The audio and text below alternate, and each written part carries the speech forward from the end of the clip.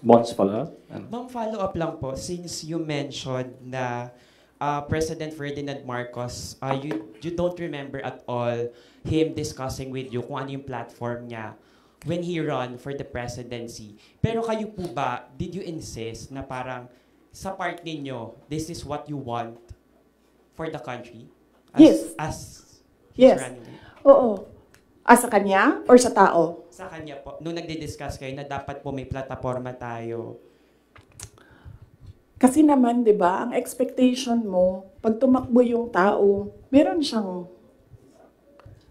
sinasabi na gagawin niya. And, pasensya na. Pero nung nakaupo ako doon at the time, hindi ako nakikinig sa kanya. Ang naririnig ko lang, sama-sama tayong babangon muli. Apparently, yun lang yung naririnig ko. And when you say, sama-sama tayong babangon muli, you will do something to make this country the best that it can be. Kasi sama-sama tayong babangon muli, di ba? So, ibig sabihin, walang maiiwan. But apparently, madami ang naiiwan ngayon. Yun lang naririnig ko noon. Ang mali ko ata is nag-assume ako na when you say, sama-sama tayong babangon muli, gagawa ka ng mga bagay para sa bayan at para sa taong bayan. Nag-assume ako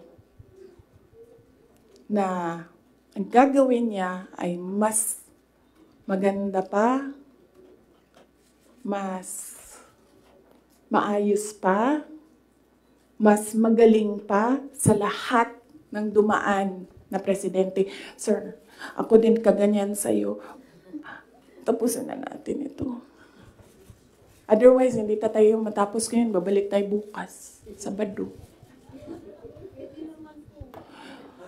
Ma'am, ikaw lang yun at ako, ma'am. Sila, they want a weekend, ma'am.